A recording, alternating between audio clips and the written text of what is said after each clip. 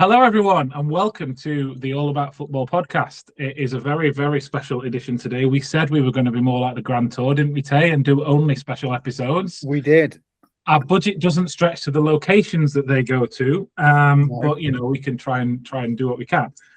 First thing to say is we've got a very, very, very special guest today. We're very delighted to welcome George Harrison, author of Season. Welcome, George. Thanks, Jay. Thanks for having me.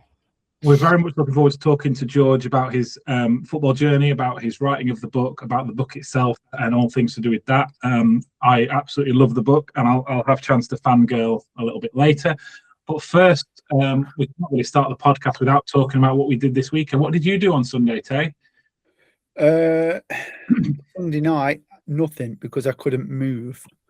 I've never been in so much pain in all my life. It's unreal. Yeah, I said to you on the pitch yesterday, I don't know if it's age or just the fact we've played so much football. But on this weekend was a very special weekend. So on Friday, we went up, 18 of us, and had two teams in the Business Cup in New York Stadium, where we raised £1,000 for the Community Trust and the Hospice. And we finished 5th and 6th respectively. But it was an absolutely great day. We played, I think, 8 or 9 games. The team that won, we were the only team they didn't take points off, so that was quite a special result. It was.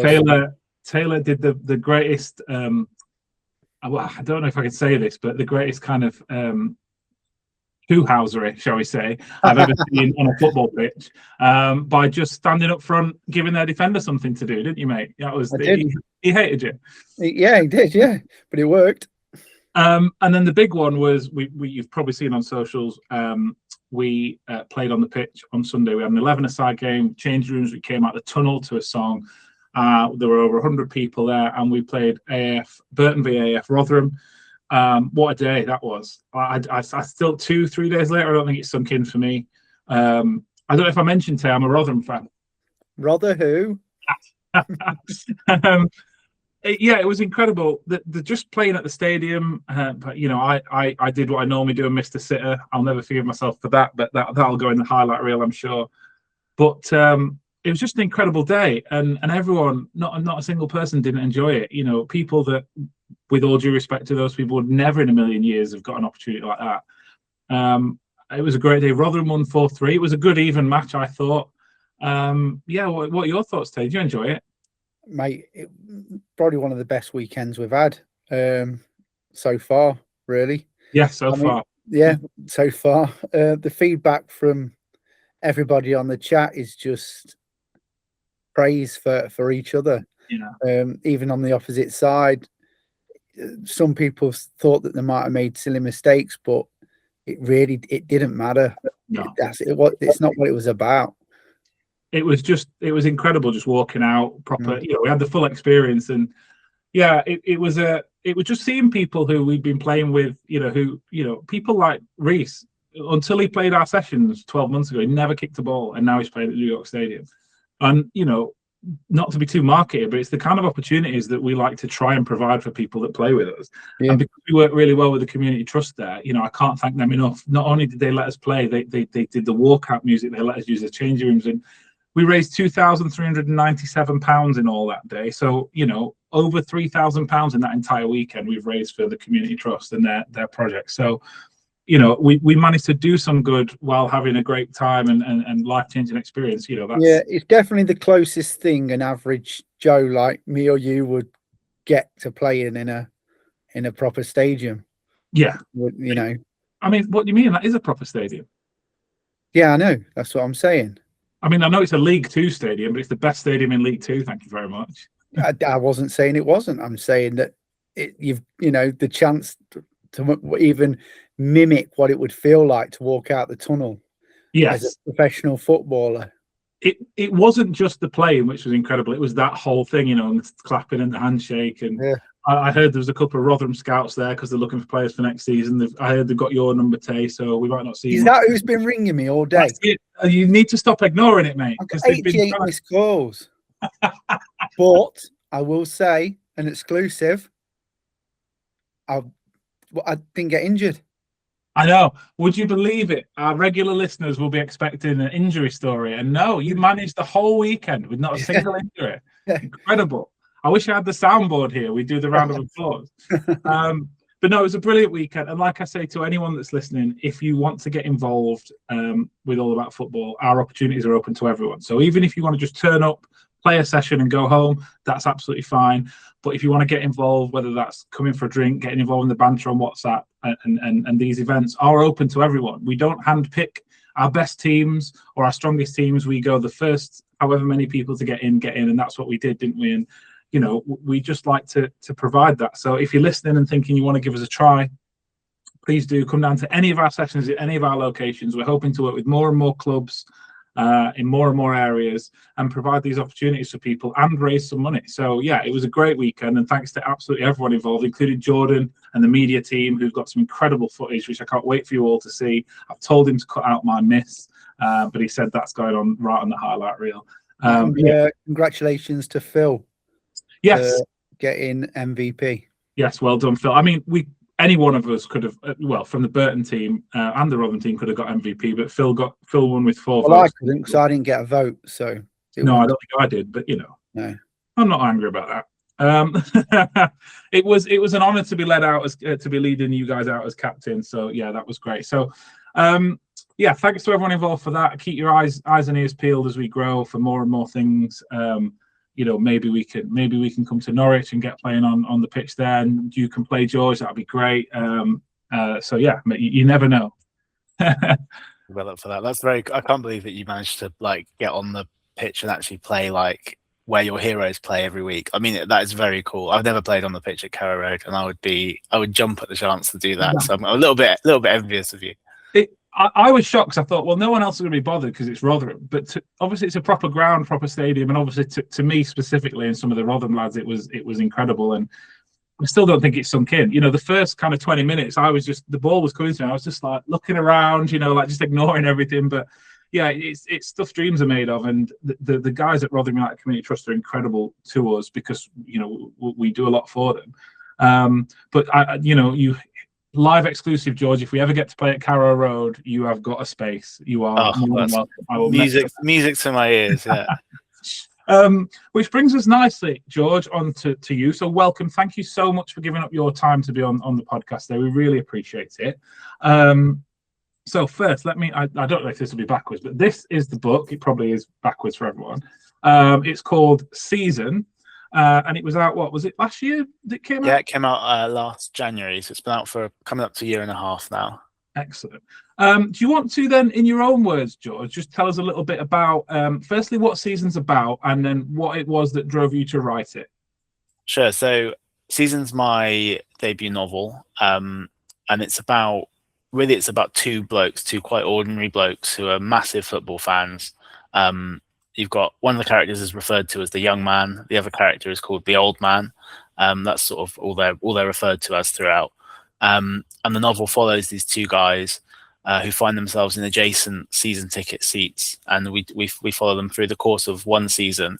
And the novel's really it's about a few things. Yeah, it is partly about football, about the experience of being a football fan, about how it feels to like pour your sort of hopes and dreams into a football team, and have that sometimes be reciprocated and sometimes to have your heart broken because of it. But it's also about the way that men interact with each other. It's about sort of social atomization and people sort of yearning to connect, to be part of something bigger than themselves. And I thought that football was a really useful way to kind of get at those quite big themes and to make these like quite big meaty subjects quite like relatable and human, and crucially make them feel human, you know. So throughout the novel you have these two guys whose lives away from the ground are kind of falling apart a bit. The young man is very insecure about his work and is quite insecure in his love life as well. He has this sort of very on-off relationship with a quite troubled young woman. And the old man previously went to games with his wife, who's now too ill to go, and he sort of finds that he's becoming more of a carer than a husband almost, and the football is the one sort of island of normality in his week that he looks forward to increasingly. And yeah, so while things are sort of going to plot away from the ground, these two men strike up a very tentative friendship at the ground, I would say. I mean, friendship is almost too big a word for it, because neither of them are massively like open or voluble. They're sort of just typical ordinary blokes you get at the football, whose entire relationship at first is about sort of just talking about the weather or the lineup, just exchanging one or two sentences, which is an experience I'm sure a lot of people who go regularly to the football have with their season ticket neighbour. But yeah, the idea of season is sort of to ask the question of what would happen if two quite taciturn guys could push past that initial awkwardness and actually form a more meaningful connection. So that I was inspired to write it because I'm a big football fan. I've always, since I was sort of 10 or 11 when I first got into football, I've supported Norwich City my entire life, and the novel is sort of based around a very loose fictionalized version of Norwich City. And I had the idea to write the book while I was at Carrow Road in the stands, and I've sort of said, people sort of asked, like, why did you want to write this book, or what gave you the idea for the book? And I think it sort of reflects how poor Norwich have been in the last few years, that I was at games and I was sort of almost like not looking at the pitch. I was just looking around me at what was going on in the stands. We've had a couple of relegations obviously in the last 5 years, and throughout we've been a bit of a yo-yo club for a while, and now we're a bit more bogged down in the Championship. It seems it's not been like a vintage time to be a Norwich fan, basically. Yeah. But that has sort of lent itself to me being at the ground and sort of spending more time looking around and listening into the conversations that are going on around me. And it sort of struck me how amazing football is as a way of like uniting people and bringing people together.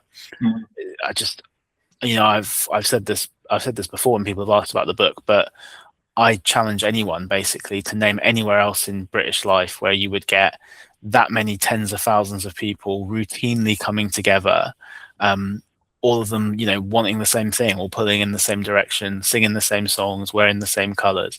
As a sort of social phenomenon, really, like football is the biggest one in Britain, I would say. And in terms of the numbers of people that go regularly to football matches or put football at the centre of their lives in one way or another, there just isn't anything like it in Britain, really. So for a writer, it's a really rich subject, really. There's so much you can say about that phenomenon, and you can use football to get at other sort of bigger things, which is what I've tried to do, really. I think it's you make an incredible point, and you touched on it just before we started the recording, where football brings people together that otherwise perhaps wouldn't. Like, we find at our sessions that 20 blokes that have never met before in their lives, within 2 minutes they're, oh, good pass, mate, well done, shouting, pat on the back. Like, I've never met you, and if I walk past you in the street, I would, but I'm putting my arm around you saying great goal. And watching football is the same. Like, that goal goes in, you turn to your mate and hug your mate. You've never met him before. You don't stand next to him for 30 weeks of the year, whatever. And you touch on a bit of this in the book, that people are hugging or people are swearing to each other, and it's an incredible phenomenon, especially, and again, absolutely not meaning to be sexist, because obviously women go to football, but with men who notoriously don't talk beyond the odd grunt, that actually, and I think, not to give too much away, but in the book, the way the friendship is so gradual. It's not like, oh, this guy sat next to me, chapter 2, we're best friends. It takes a while, as it would. And I used to have a season ticket at Rotherham, and I went on my own, and I gradually got to know the guy next to me just through these little snippets of a sentence here and a few weeks there. And I think you captured that really well. And you mentioned something there about football being that oasis. And again, with our sessions or with people going to football, it could be in whatever's going on in your life, that 1 hour, 2 hours, whatever it is a week, whether it's watching your team playing, whatever. It's that little solace where it's like, this is my time and I'm switching off because the world is on this pitch, And football's so great at sort of knocking down social barriers as well. Like you say, you obviously see that in terms from a playing side, like with your sessions that you do. I see it at games as well. Like you say, you sort of, if you have a last minute winner or something, you find yourself like hugging the bloke next to you who you barely know. Even if ever I'm sort of at a party, or if I'm at a place where I'm meeting new people, especially men, like generally speaking, one of the earliest things that will sort of get a conversation going is asking, "Oh, what team do you support?" Yeah. And then it's such an easy way to make that initial connection with people. And I think like it is fair to say that it is a broadly male phenomenon of not wanting to, this whole thing about men not wanting to talk or not wanting to open up. I think it's obviously there are loads of women who go to the football, and football is not a male experience by any stretch, but it is definitely an arena where men behave differently to how they would every other sort of hour of the week, and that's what kind of interests me really. What is it about football that sort of activates something inside guys who would never normally want to hug a stranger or talk about how they feel? I mean, even there's like football songs. So many of them talk about how you sort of love the club. Like, I love you, and we love you, and that is why we follow. Those kind of lyrics. You get like blokes there, and it's like, when have you ever said that you love anything? Like, when has love ever been in your repertoire? And then football just brings it out. For a lot of blokes, especially of certain generations, it's a difficult word to say and a difficult emotion to express. Yet every Saturday they'll sit and sing about how much they love the 11 guys on the pitch. Exactly. Struggle to tell the people at home, and that's quite an interesting point. And it's funny about being different because it works both ways. Like, last minute winner goes and you're hugging your friends. My fiance, when she first came to a football match with me, was shocked because I was screaming and shouting at the ref. Now I don't ref anymore, but I'm a qualified ref and I'll forever defend refs. But when I'm a Rotherham United fan at a Rotherham United game, I'm screaming, and she's looking at me like, "God, you're so awful." And I think it does change you when you sit in that stand and everything in your being is rooted to these 11 players on the pitch. And it's why I love that some of the characters that are obviously fictional players. You've got your guy who's on loan, and you've got your star striker, and it's like we attach so much hope and so much belief to these fallible humans that when they err, as they do, it's the worst. But yet when they do the thing that's great, we love them, and they're on a pedestal. And I think you captured that so well as a football fan as well. Thank you. I mean, I guess what was at the root of that is it sort of, football brings out the extremes in people, doesn't it? It's sort of it brings out the worst side of people sometimes for some people, and also it brings out the best of us. And you can really get the full spectrum of human emotion within a 90-minute football game. You sort of go through. You can almost get an entire life's worth of drama and heartbreak and hope and joy can be crammed into one game. I think that's true. And what I said before, what I love is that the story and the emotional depth of the book is great. But the descriptions of, as I was saying, whether it's the last minute winner, the 3-0 defeat by half time, and even things like the walk from the bus stop, the train station, your house to the ground. Everyone's different. I've got my particular route. And it's good. And even this season, Rotherham, we've had a terrible 3 years. Everything's terrible. I'm sure you were the same when Norwich were relegated. And you're like, right, that's it. I'm not going to bother. But as soon as you walk out into your seat, you're like, I'll be here every week. I said, I'm not getting a season ticket next year. And I was at the ground the other day like, well, of course I am. Because it just feels like the right thing to do. And I think capturing those moments as well, where as angry as we may or may not be with our team, we're there every week because we can't really help it, can we? No, exactly. I mean, I'm really glad that shone through in the book, because I have spent enough hours on the terraces at Carrow Road that, like, hopefully I should be able to write authentically about how it feels. And that's the other amazing thing. I was kind of drawing on my own experiences while I was writing it, obviously, because that's what I know, that's what I live through. And so some of the sort of rituals and routines in the book are things that I was that I might do, or that I've noticed people close to me doing. But then when people read it, people sort of instantly recognize versions of their own rituals and routines in it. Like that walk to the ground, like you say. Anybody who goes regularly to a football game will be able to sort of close their eyes and imagine basically the entire journey from the moment they shut their front door to the moment they take their seat. And I love how it has its own significance to everybody, doesn't it? And I just think it's a brilliant human phenomenon, and that's why I care about it. I like that. Again, it's a fictional team in a fictional city. Although anybody that knows anything would get it's Norwich, and in the book there's a river, and so obviously even though it's this place that I don't physically relate to, I could still see myself on that walk. And you've written it in a way that's like, you might not get these particulars, but you know what I'm saying. And there's a particular bit where the ground comes over the horizon. Now it's different to me when I see New York Stadium, but I knew what you meant. I knew exactly what you meant, and it's like that you can capture that and write a book that's still so full of emotion. It's an incredible feat that you've got the two so intertwined without it seeming jarring going between one or the, 1 minute we're talking about, this striker's let us down. The next minute we talk about the home life, which is, as you say, troubled for both of them, without seeming like it's, how have we got here? It's and the fact that they end up bringing that to the games, which you do, because I think, and correct me if I'm wrong, but the point of the book is sometimes the stuff going on behind it does spill over into that hour and a half, and you can't always escape it as things get more serious, No, absolutely. And I was sort of interested in the idea of like this sort of 90-minute window every week or every other week, sort of being something that's the one thing that's really fixed, the kind of anchoring thing in the life, and then you have the rest of life going on around it. And yeah, you might want to be distracted for that 90 minutes, and you might generally be distracted for that 90 minutes. But like you say, life kind of finds a way to press in and sort of get in the way of that. And yeah, I think that's also quite a common experience. I imagine a lot of people go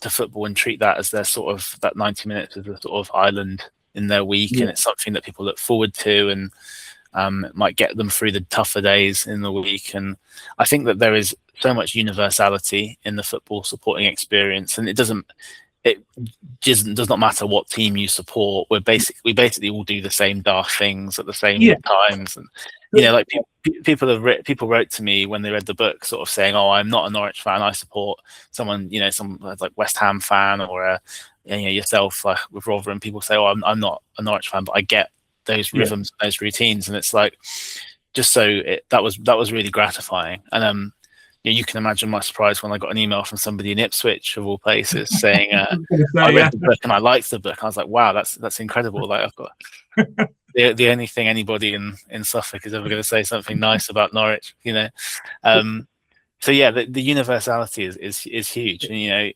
that must be something that you must see with your work, when you have with All About Football. People from very different walks of life, I imagine, turn up to your sessions, but as soon as you step onto the grass, everyone's equal, everyone's on the same. It's a level playing field, literally. And absolutely, and we have all age. We have our oldest player, I think he's in his 60s. Our youngest is kind of 20, 21, maybe 18. Sorry, and it's true. When we're on that pitch, we're all equal. There's some guys who have played to a relatively high level who kind of just want to kick about now. Some guys like me who love the game but are generally terrible at it. I just want to kick a ball out. But we're all the same. No one's like, "Oh, this guy, let's hero worship him." And it was a happy accident, because it started with just me and my mates. And as we've got more and more people that originally were strangers that are now friends, and you think everyone seems to get it. We very rarely get someone who's like, "Right, I'm going to take on 20 of you and pop it in the goal." And I think there's just something about, we joke because we've got a few people who are from other countries as well, and we say, like, football is a universal language on and off the pitch. Like, you don't need to necessarily speak the same verbal language to get how, pass to this guy, how a goal feels, etc. And I think that's the commonality between the book and what we do, is using football as a method to get people talking and playing together and just working together, and then a community will build from that. You're right, you get 20 plus however many thousand people in one area all shouting towards the same thing. It's mad that they then go away again and don't speak for a week. Originally we had our sessions, and people start to socialize and go to the pub, and obviously it's a bit easier in small circles, but that's quite baffling, isn't it? All these people that have the same belief for 90 minutes then dissipate. It is odd. And even another thing that interests me is the fact that even though you and the people you see regularly at the football, so say you have a season ticket and people around you also have season tickets, you see them regularly, you kind of strike up a rapport with them. But there is this strange phenomenon that I've encountered where nobody even bothers to ask anybody their names until they've been you go through that ritual for sometimes like years before anybody even thinks to say, "Oh, what are you called, by the way?" I mean, it's a really like distinct and quite strange social environment, but not, as you say, it's not without its charms and not without its good things either. I really thought it was a good touch to call them old man and young man and not give them names, because that it gives you that you get to know and love the characters, but it gives you that distance that two men at a season ticket adjacent seats would have. And I also like how you've done it in chapters of match days. And I thought when I read the blurb, I'm like, well, how are we going to fill in the gaps? But they are filled in. You kind of sometimes go backwards and cover the week where it needs to. But sometimes, and I guess this is the point, you don't. Because the point is, this is your 90-minute snapshot. And what we've not covered here doesn't get covered. That's the point. And you never, as a reader, you never feel lost. But also there's a vagueness about some of it that is obviously deliberate. And it just adds to it. You know, I felt like I was there. I was rooting for the team because you put the team in a relegation battle, and I'll not give away what happens. But I found myself rooting for this fictional team. Some chapters end before the game ends, and I was like, "What happened last week? What was the result?" You know, but as well as kind of rooting for the characters themselves, for the old man who like you say ends up being kind of in a caring role for his wife, and the young man who with his relationship, and you're rooting for them and the team, which I guess is the point, really. Yeah, I mean, I'm really glad that worked for you. I mean, and I was really keen before I even started writing that I would break the book up into sort of one chapter for each match day. So there's 38 chapters in the novel, so that corresponds to the 38 games of a Premier League season, and that was kind of almost my starting point. I was thinking how to get at these quite big subjects in a way that would be that would make sense for the reader, that would be enjoyable to read, that you know helps propel the reader through the book. And yeah, that was like the starting point. Basically, I was like, oh, how about a novel where each chapter is a different game? And that helped with the writing of it as well, because it meant that when I was sitting down to get the next bit of the draft, I never had to think of anything other than, okay, who's the next game against? What's the events on the pitch going to be, and then how will that relate to what's going on in the stands as well? Because I tried to get the balance right too between action on the stands and action on the pitch. You know, I didn't really want to write a novel about football players as much as I wanted to write about football fans. And I think that again, that's to make it a bit more relatable, a bit more universal. And also for the simple reason that I do not know what it's like to be a Premier League footballer, but I do know what it's like to be a fan. So I think that comes because obviously the players who play for our teams, rightly or wrongly, do have a place in our lives and a level of importance. So you touch on that and how they make us feel. But equally, outside that, now, I don't know what our star striker's doing now. I don't care. What I care is that he's scoring on Saturday. But on Saturday, he's the most important person in my world for that. So you do that really well, where you don't give the players names, but in those chapters that, there's one where there's a free kick being taken, and it's the most, it goes on for about 5 or 6 pages, but it's the most important person on that pitch. And then, but then we don't hear about him for a few chapters because the story, and I think that's exactly right. The heroes and zeros, and then you forget about them by the time you're at work on Monday. And I think you've captured that really well. I hope if there's any, I imagine everyone that's listening is a football fan. Any football fans listening, I cannot recommend enough you read this book, because if you don't recognise anything in there, I'd be very shocked. It is great. I'm curious, George, did you get any?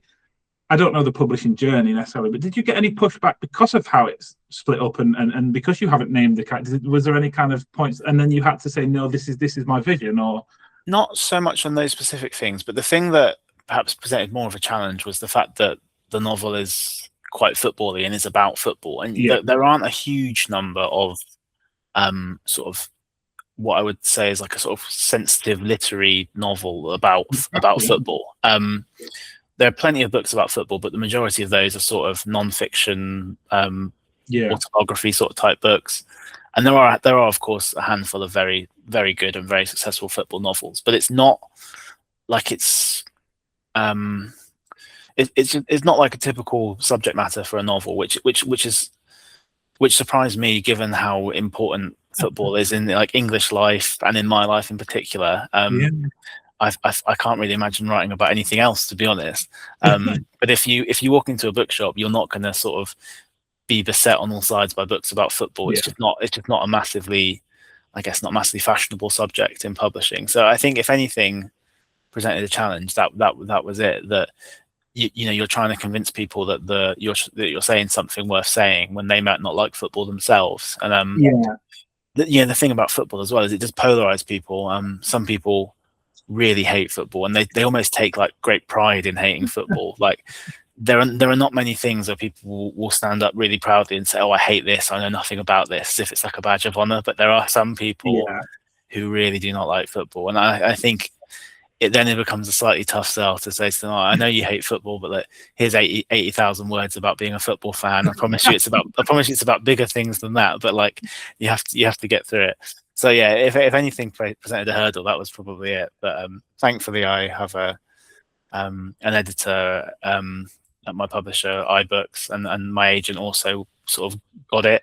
My editor didn't really like football that much, but he could see that I was talking about something much bigger. It didn't matter to him.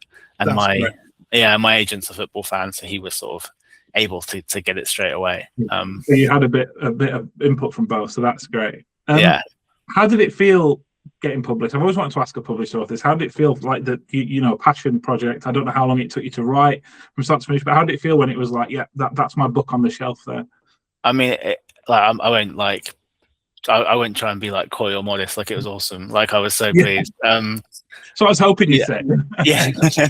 I mean, it is years plural of work like that goes into it. Like, it takes a long time to write a novel. It is quite a slog. I think people have an idea of like writing as being like a really sort of like romantic pursuit where you're sat in the coffee shop all day sipping espressos and getting the words down in your fancy notebook or whatever. But like, it's, for me, it might be like that for some people, but for me, it's hard work, and I treated it like the work it was. But that just made it all the more rewarding when I got there, I guess. And like the first time you see a book in a bookshop, it's obviously just brilliant. It's, I know it's totally different, don't get me wrong, but I always think the work that we do at All About Football, when we get days like we had on Sunday, the key is to never take it for granted. So like, I'm sure, even now when you see a book in shops, it's like remembering to go, that's incredible. Just, I think people like, I don't know, Stephen King, who write hundreds of books, they just go, oh yeah, whatever. But like, to us kind of little guys with respect that are kind of just in the start what we're doing, there are people that play at New York Stadium every week and don't care. And I'm just like, I could play there every day and still be awed by it. And so I'm sure you're the same with your book, because it means so much. And I think you sound like someone who would never take it for granted and kind of always be like, not grateful because you've put the work in, but, appreciative of where you've got to, I guess.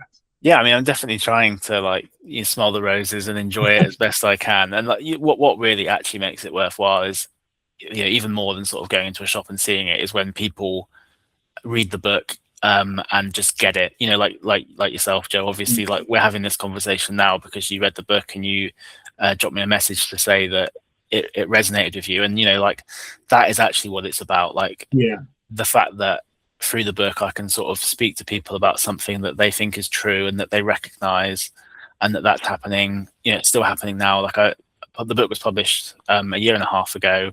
I wrote it coming up to 4-5 years ago, I think now. And the fact that it's still out there sort of doing its thing and people are coming across it is really nice. It's it does make I'm it really grateful, because I didn't intend to get you on. I just messaged you because the book meant so much. Never expected it, but I thought you may or may not see it, or your social media person will see it. Oh God, I'm not. I don't have a social media person. You're looking at the social media person. And then I'm not there when yet. you came back to me, I was like, oh wow. And you actually didn't just say thank. We had a bit of a chat, and then I was like, selfishly was like, I'd love to get you on a podcast, because obviously we're driving at the same thing when it comes to football. Plus, it means I get to chat to you for an hour. So it was nice, like you said, that resonated with me, but also that you took the time to respond, and so so here we are. But it's fascinating hearing about that. I could absolutely talk to you all day about it, as I'm sure you could.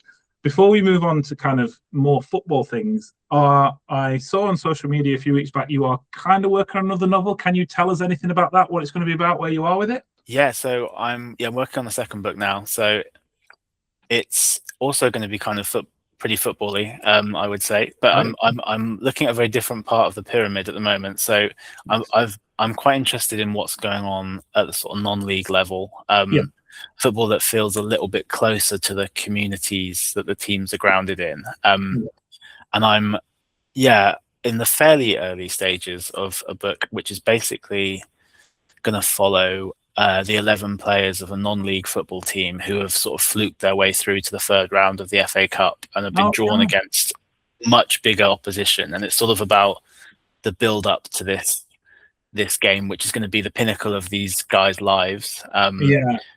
Even though they know they're almost certainly going to get battered by professional footballers. So I'm sort of like, again, trying to say some slightly bigger things about British society and what's going on in the lives of these players. But also, I just think that non-league football is fun. It's interesting. It's wacky in its own ways. I've enjoyed like getting down to there's a club quite near me where I'm staying at the moment, where they're very kind to sort of let me poke around and see what's going on behind the scenes. I know a couple of people who used to play non-league and who sort of have shared some insights about what it's like.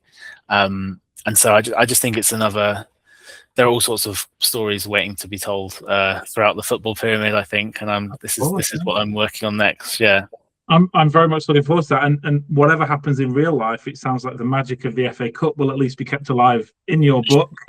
Yeah, we can go on all day about how terribly that's being treated, but no, that sounds. I'm very much looking forward to reading that, and I like that. Once again, it's football related, but also deeper than that. No, that's brilliant. I very much look forward to reading that. Is there an ETA on that? I know you say early stages, or are you just very much kind of just see when it? Yeah, I mean, it's not really like fully within my control, like when it will make its way into the world, because I've got to convince publishers that it's worth reading as well, basically. But I've just finished the first draft today, actually, so it's quite a good day to speak to me. So that's why I'm in such a happy mood. I'm not sort of bashing my head on the keyboard anymore.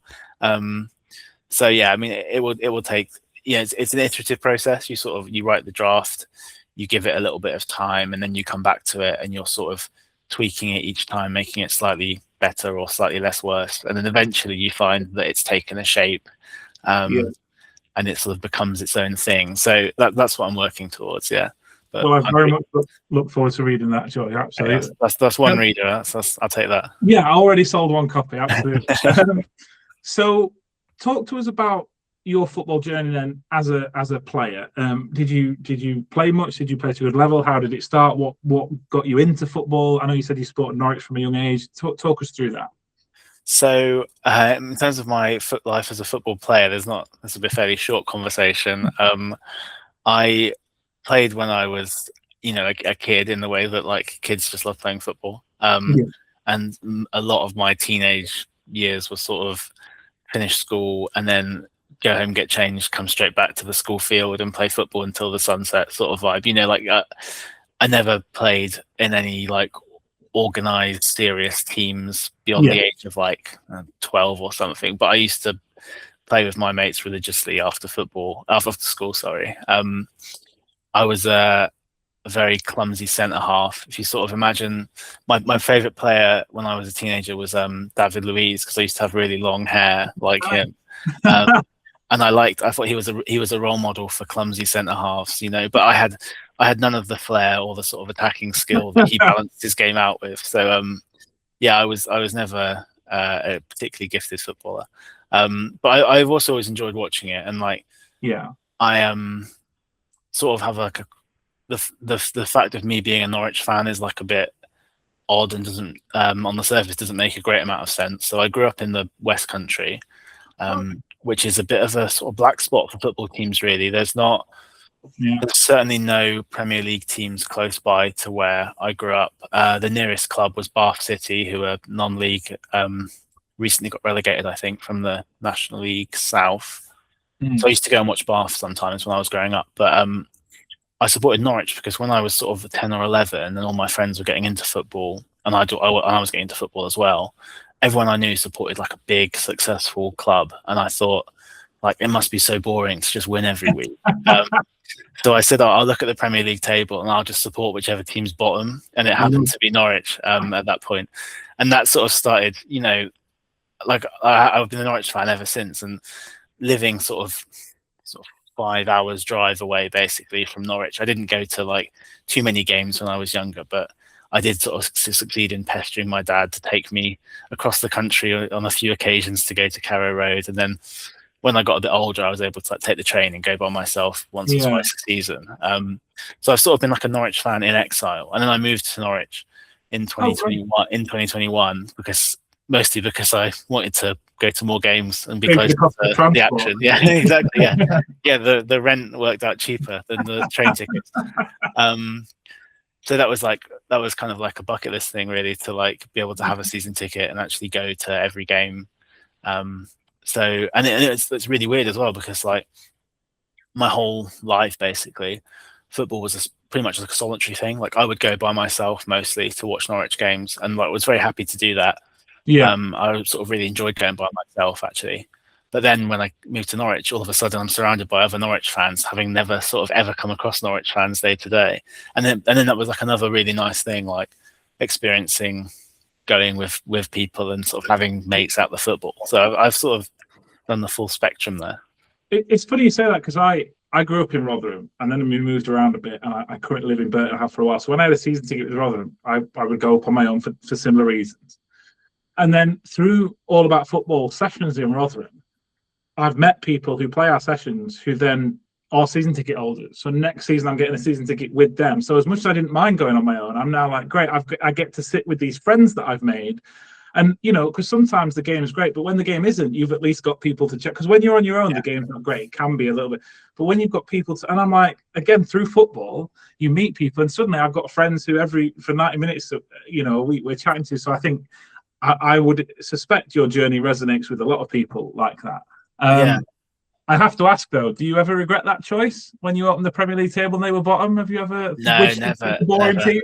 No, I mean, being a Norwich fan has never been boring, basically, in my lifetime. That we've, for a long time, we were sort of the yo-yo team. And when even I feel bad even having complained about Norwich getting relegated, because, if I was trying to pick a team that was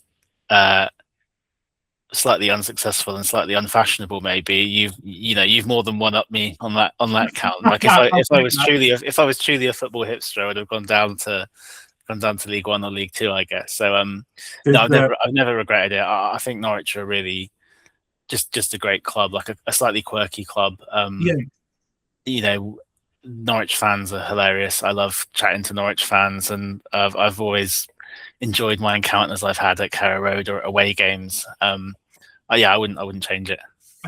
I feel like clubs like and obviously Norwich are a much bigger club than Rotherham, but clubs that still feel, if you take away a lot of clubs in the Premier League now, even some in the Championship, clubs that still feel local, there's a better feeling about, like, we're terrible. I'd hate to be a City fan with respect to City fans, because it is, but, I'm definitely not a glorious supporter. Like, we've been to Wembley a few times, and they meant so much, because 90% of watching us is terrible. So the odd bit of success you get means more.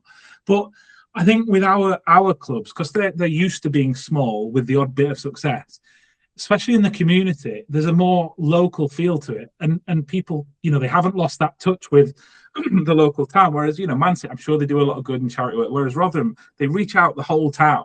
And it means something to the whole town. Norwich does, and a lot of these Burton Albion do. And I think the bigger a club gets, the easier it is to lose that. And clubs like ours, even though they are different inside, they're still local clubs. And I mean that as a compliment. And I think that's important, like you said, because of how football feels to so many in the town. Yeah, I mean, and Norwich is a one-club city as well. Obviously, there is nothing. In fact, it's a one-club county. Really, there is nothing else. Norwich is the only show in town, really. And so that does then give this sort of buzz to the whole city when Norwich are doing well, and similarly when Norwich aren't doing so well, you could literally just go to the market and you could strike up a conversation with whoever's making your bacon sandwich about the latest transfers, or should the sporting director be sacked, or whatever. And and then the inverse, on when Norwich on a good run, you sort of feel it about the place. And it sounds a bit far-fetched, but like that's been my experience. Rotherham are exactly the same. Burton down here are the same. They're not even a big footballing town, but when Burton, they got to the Championship a few years back, and it really does. Football still got that ability to affect the mood of an entire town, which is incredible. So before we go on to do Taylor's Fake or Fan, now we talk about Norwich. Obviously, you know a little bit about us, and you mentioned your clumsy centre half, abilities.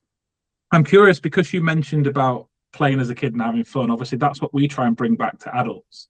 What do you think about kind of our sessions? Or I know you've never been, but like the initiative that we have, where it's adults just having football, no commitment, turn up. What kind of, would that be something that you'd like to see where you are? And how I was going to ask you if you're how long it'll be before you're sort of nationwide, because I think it's awesome. I mean, I have I sort of will have a kick around every now and then, like if sort of like a five-a-side kick around or something. Yeah. And I have a mate who sort of is very good at logistics and will rent a cage or rent a pitch somewhere, and then we'll sort of marshal everyone together into a WhatsApp to make sure people turn up when they say they will, and you've got enough for a team.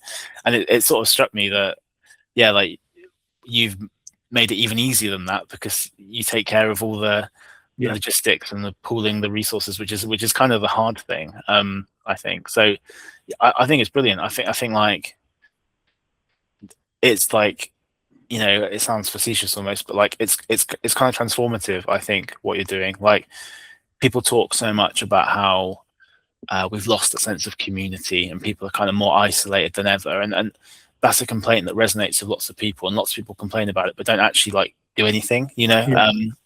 And so the fact that you have made it easier for people to just pitch up with no sort of experience needed, the barriers to entry are super low, right? They couldn't be lower, basically.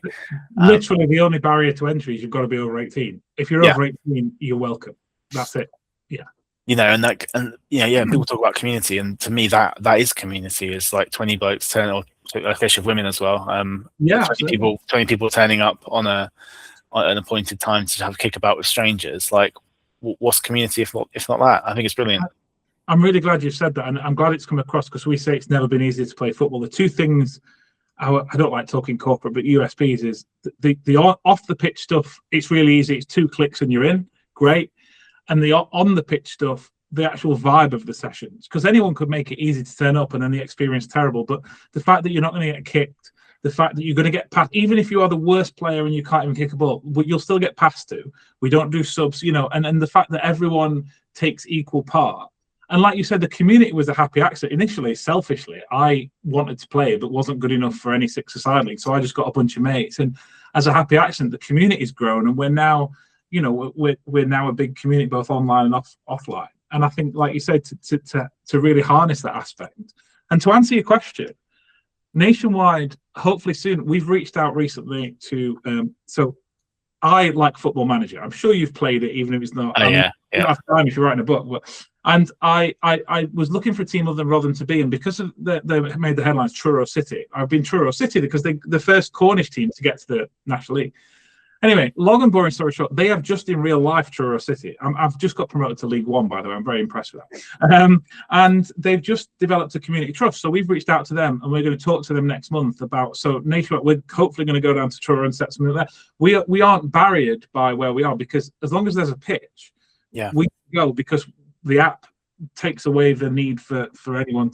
You know, we have hosts that look after it, but what we do is we have local hosts who know the area. So I am going to look in pitches in Norwich, and I'm going to set that up. And if we do, I hope you will, you know, come down for a session. And I'm a striker, so I can play against you and see how clumsy centre half against clumsy striker, and see how that goes. But I'm glad you've said that. And do you know what I like, George, is I don't know how much research you've done, but the fact that the important things about us come across really easily to someone who's not seen us before. That's really important to me, that we're getting that message across about what we're about, you know? Yeah, definitely. Yeah, it's a good sign for what you guys are doing. And, you know, it strikes me just now that, like, it's not a coincidence that football has become the world's most popular game. Like, there are all sorts of reasons why it's a great sport to watch, but also in playing terms, like, it is one of the easiest sports for anybody to just rock up and start playing. You know, as long as you've got a ball, and ideally a pitch that's marked out, you've got a game. You know, like, that is so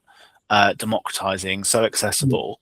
And then for you guys to kind of take that spirit of the game and make it even more accessible by sort of handling the logistics and the sessions, it's just like, it's brilliant. It was like, football is such a simple, fun game when you're a kid, and then they take all the fun out of it as you grow up. Yeah. And like you say, it's such an easy, you know, was it Bill Shankly or someone that said football's a really easy game, really? And I just think if you know, there's a forgotten group of people who really want to play but don't feel they can. Or if they do, it's like you said, there's one guy who's paying for the pitch and he's not turned up, so now I'm a fiver short and blah blah blah. And I thought, if we can just make it easy, so I'm really glad, and hopefully hopefully we do see you at a session one day. But now you've been really nice about us. We're going to put you through Taylor's Fake or Fan. Now, unfortunately, I don't have my sad trombone, which is a shame because that's my favourite part. You can make the noise. Just I can make the noise. Yes, yeah, I will. So, George, I'm going to hand you over to the beautiful Taylor, who's going to do our classic Fake or Fan. Taylor, over to you, mate. You're right, mate. I just want to say congratulations on the book. It sounds quite interesting from somebody I don't really read much, but it sounds like quite an interesting topic that you wrote about, really. I did have one question about the book. Was it young man, old man? Yeah. So is that, when reading the book, would that come across as somebody different for everybody that's reading it? So the young man and old man in your mind would be different to the one in Joe's? Yeah, I mean, conceivably. So, like, part of the thing I was trying to get across is that, like, everybody has their own experiences of going to games and of this sort of fan experience. But also at the same time, some things are universal and are the same for everybody. So I think, like, anybody can project whatever sort of image they want onto those characters, really. And, like, what I hope is just that people will sort of recognize the way that they talk to each other, and also the way that they've made football so central in their lives. So yeah, I mean, it's like, readers should run with it, you know. Have you got a picture of the young man? Have they got a picture, or no, have you ever not tried to make one to think what they look like? No, I think it sort of works for me that they sort of just exist in the imaginations of my readers, and it could be different for anyone. Even on the cover, they've got their back to us. I think that's such a great touch that there's just two blokes sat with their back to us. I'm like, that's a little nod. I know you don't judge a book by its cover, but I think it's Michael Stipe once said, like, about lyrics, and this book fits that. Is like, I write them, but I want my listeners to interpret them how they want. And I love, like I say, it's vague enough that we attach our own. I would be disappointed if you said, this is the young man, because no, that's not my young man, you know. And I like that he's my young man and my old man, and yeah, I think. Yeah, I mean, and they can be anybody. That's the whole point, you know. Like, because, you know, the people we meet at the football, they fit all sorts of descriptions and come from all walks of life. So yeah, it's up to my readers, really, to make of them what they want to. I feel more like the old man after this weekend, Tay. I was just going to say, if you ever wanted to make a film, you've got the young and the old man right here. Brilliant. I'll bear that in mind. Right then, I've got to find it on my phone. Just give us a second. I mean, no pressure, George. No one's ever failed this yet, I don't think, have they? We're waiting for someone to fail it. No, I don't think they have, actually. Oh God, don't say that. I did the thing not too long ago for, like, Radio Norfolk, where they have this sort of, it's Radio Norfolk and Radio Suffolk and Radio Essex. I think they have this sort of, like, competition called the Beautiful Game, where you have football fans from two teams in the region who go head to head of answering these, like, general knowledge questions. And I went in it and got a Norwich question wrong, and I was like, oh my God, everyone's gonna be, like, returning my book because I've got no idea what I'm talking about. I'm a fraud. So I'm hoping I won't have the same experience today. Yeah. Well, I think they're easy. I think so. The first question is, what is the Friendship Trophy? So the Friendship Trophy stems from when Norwich played Sunderland in the Milk Cup, and the game was sort of conducted in such good spirits between the Norwich fans and the Sunderland fans that in the meetings since, there's been talk of, there's been a Friendship Trophy, which is held by whoever won the last meeting between Norwich and Sunderland. I didn't know which that. Is quite nice. But then, having said that, I think last time we played Sunderland, the vibes were pretty weird, actually, and it's not. I think the friendship has soured a little bit. It's perhaps in the case of the milk, it's curdled. The clubs are not quite so close as they once were. But that's the origins of the friendship.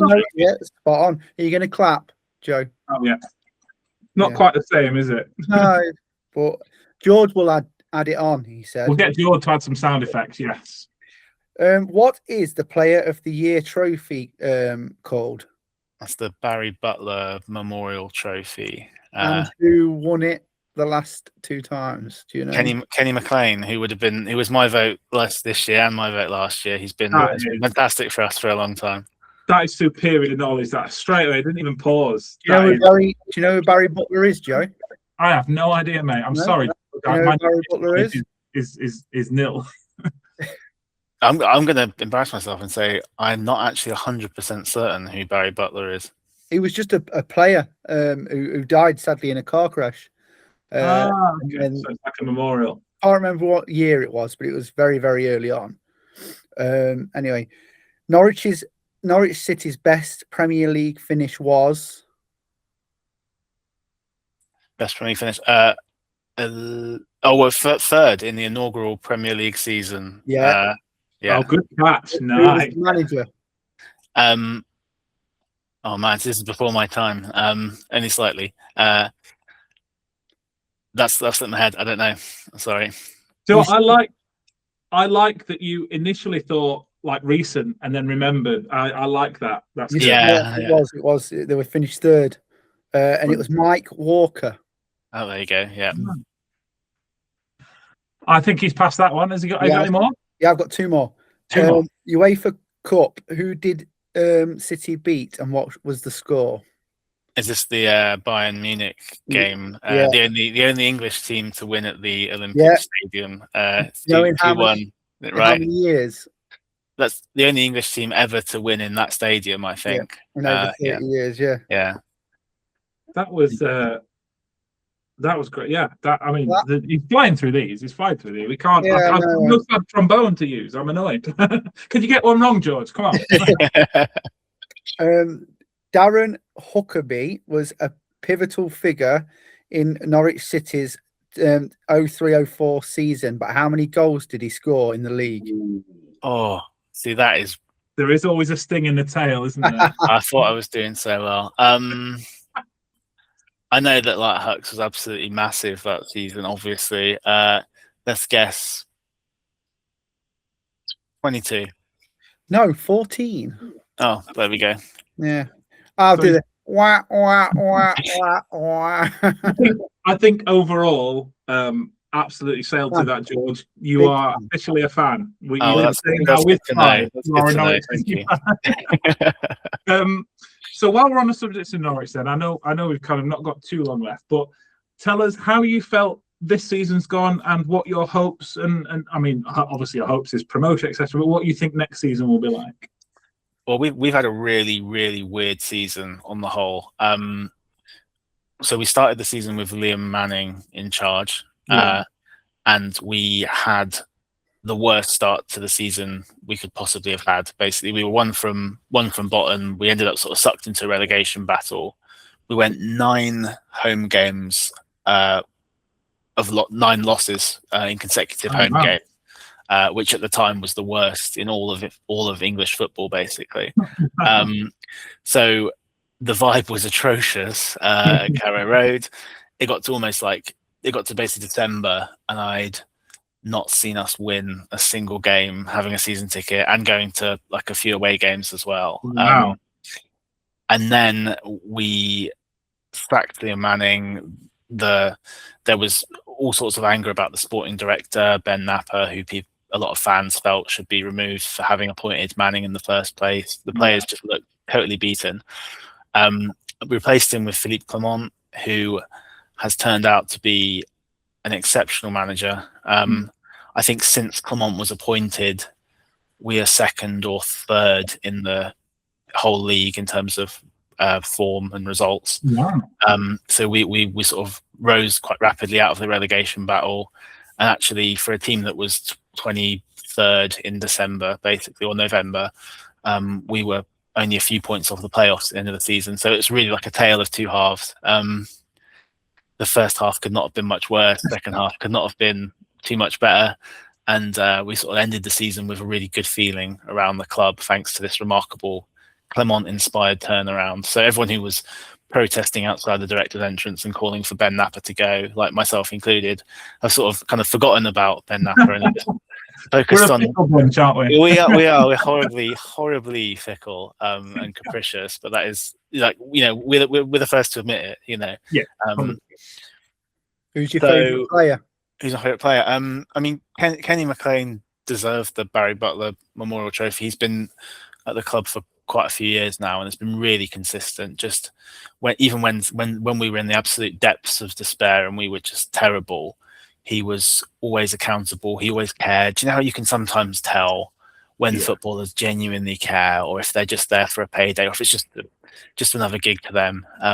Never got that impression with Kenny McLean. He always seemed to be really like devastated when we lost. Just a real sort of fans always love when a player sticks around for a few years and sort of becomes a real club man. And that's when that's he what seems to feel it as much as you do in the stand. It means more because you think he cares as opposed to for sure. Yeah. So I mean, and he's been doing it. He's been doing that for quite a few years, and hasn't always got quite as much recognition as he deserved. But obviously, in the last couple of years, he's won Player of the Season both years, so he's getting it now. So yeah, he's definitely my favourite player, and I think I thought he would go this summer because he's sort of at the twilight of his career. There was always talk of him going back to Scotland and finishing his career there, but he's going to stay for one more year supposedly. So hopefully we can build a promotion push with him. Is that, given what you said and the turnaround the second half of the season, are you quietly hopeful that you'll be in the mix next season? Yeah, I think so, because they're changing the playoffs for next year, aren't they? To include more. It's like 8. Yeah, six clubs now. So top 8 gets you either promotion or playoffs. You play once, don't you? And then it's like a third. Yeah. So yeah, I suppose they've taken something that was really simple and that nobody had any problems with, and have made it like needlessly complicated. I don't know why they've even sound like something the football authorities would do. Yeah, it's like the one aspect of the pyramid that was like working absolutely fine. That I've never heard anyone complain about the playoffs, but now they're changing it.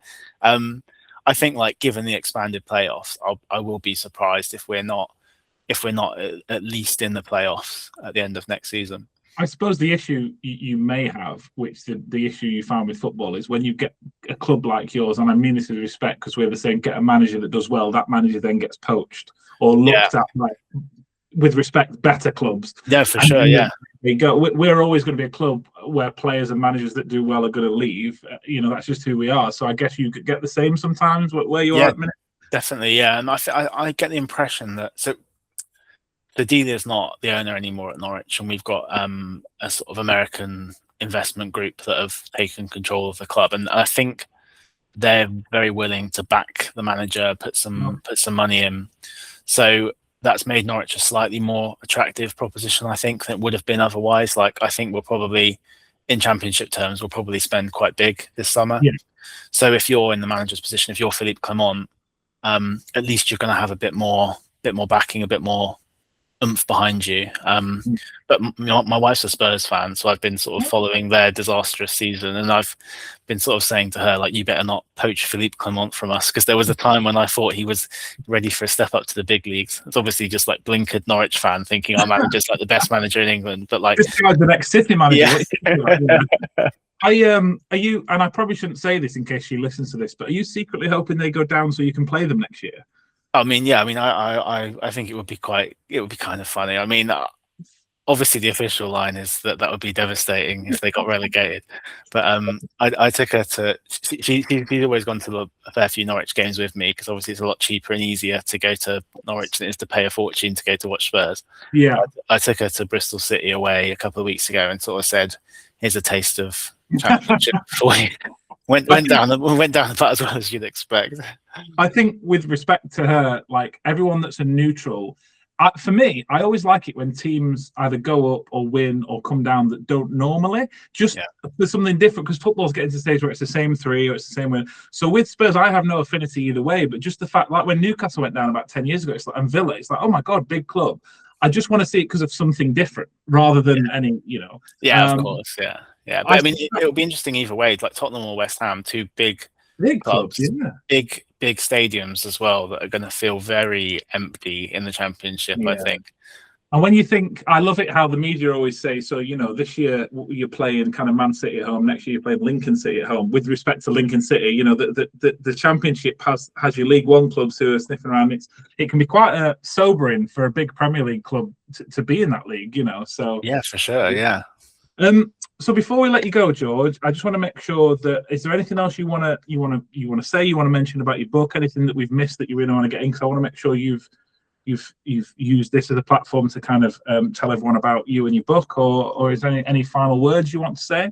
Oh well, I'm very happy. I feel like I've had a good chat with you guys. I feel like I've said everything I want to say. I think I'll end on the note that, like, I'm really glad that there are other people out there who care so deeply about football and community, and can see that the two things are sort of really potentially very closely linked, and people who, it's been quite fashionable for quite a long time to sort of dunk on football a bit, and people love slagging off football and football fans. And actually, like, I think that the national game is sort of a really great way to bring people together, and that more than anything else, football is a uniting tool. You see that through your work, All About Football. I've seen that as a fan and I've tried to write about that. So yeah, I think if anyone's interested in those themes, they could do worse than picking up the book or going to an All About Football session, or both.